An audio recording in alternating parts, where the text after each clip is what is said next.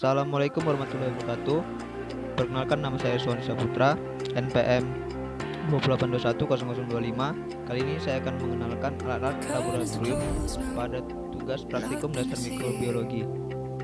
Yang pertama yaitu ada mikroskop. Mikroskop berguna untuk melihat sel-sel mikroorganisme seperti sel bakteri.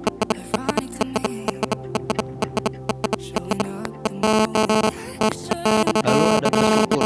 Fungsi dari gelas ukur adalah sebagai alat untuk mengukur volume larutan, mulai dari volume 10 ml hingga 2 liter.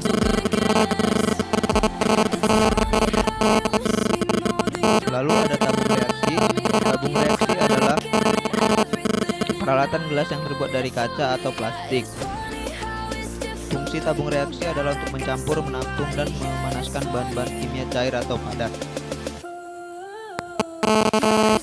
Keempat ada labu ukur. Labu ukur atau labu takar adalah alat kimia yang digunakan untuk mengencerkan larutan hingga mencapai volume tertentu.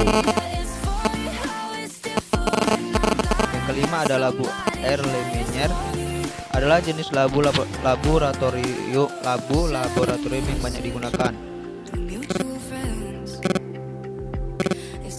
Yang keenam ada gelas beaker atau gelas piala, adalah alat laboratorium yang berfungsi sebagai penampung. Alat berbentuk silinder dengan alas datar ini biasa digunakan untuk bahan kimia dengan sifat korosif. Yang ketujuh ada pipet tetes, digunakan untuk memindahkan volume cairan yang telah terukur.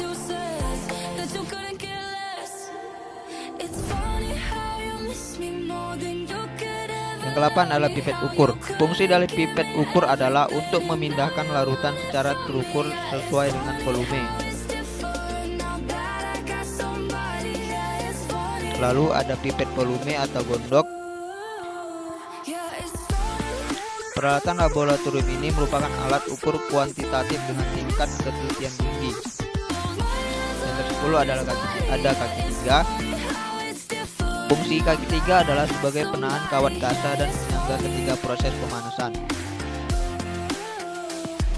Lalu ada rak tabung reaksi.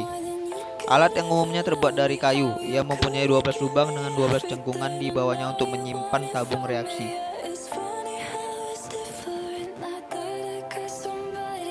Lalu ada penjepit tabung reaksi. Digunakan untuk menjepit tabung reaksi di saat proses pemanasan.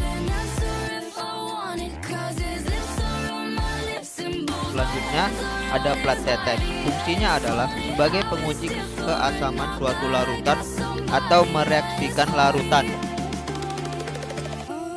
Lalu ada mortar dan alloy. Fungsi alat ini adalah untuk menghancurkan atau menghaluskan suatu bahan atau zat yang masih bersifat padat. Selanjutnya ada kawat kasa. Fungsinya untuk menahan beaker atau labu ketika proses pemanasan menggunakan pemanasan Bunsen. Yang ke-16 ada kawat nikron. Fungsinya adalah untuk mengidentifikasi zat dengan cara uji nyala. Lalu ada corong pisah.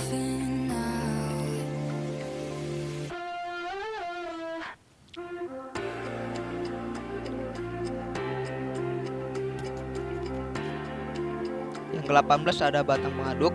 Batang pengaduk digunakan untuk mencampur cairan dengan bahan kimia untuk keperluan praktek di laboratorium. Yang ke-19 ada gelas kaca atau gelas arloji. Penutup gelas kimia ketika tengah proses pemanasan sampel sebagai tempat untuk mengeringkan padatan dalam desikator. Yang ke-20 ada labu destilasi. Fungsinya sendiri adalah memisahkan suatu larutan ke dalam masing-masing komponennya. Lalu ada kondensor, adalah alat laboratorium yang memiliki fungsi untuk mendinginkan cairan panas dan mengembunkan uap. Lalu ada spatula plastik dan logam. Kedua jenis spatula ini digunakan untuk mengambil bahan kimia bentuk padatan atau kristal. Selanjutnya ada buret. Biasanya digunakan untuk filtrasi dengan presisi tinggi atau juga bisa untuk mengukur volume suatu larutan.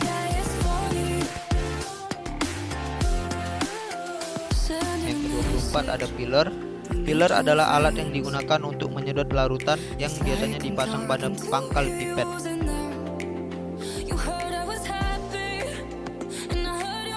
Yang ke-25 ada pembakar bunsen.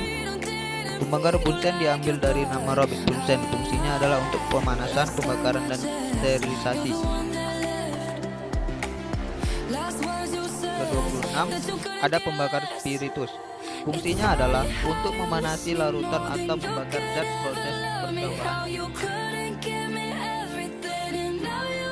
Ke-27 ada desikator. Alat kimia ini berfungsi sebagai tempat untuk menyimpan sampel bebas air.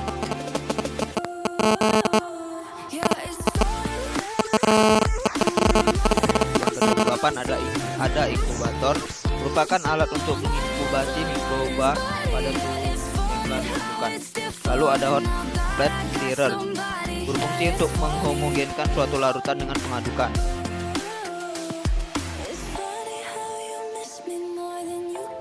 Yang ke-30 ada magnetic stirrer. Magnetic stirrer biasa dipakai untuk proses homogenisasi atau pengadukan sampel. Itu saja pengenalan alat-alat pada kesempatan kali ini. Jika terdapat kekurangan, saya mohon maaf.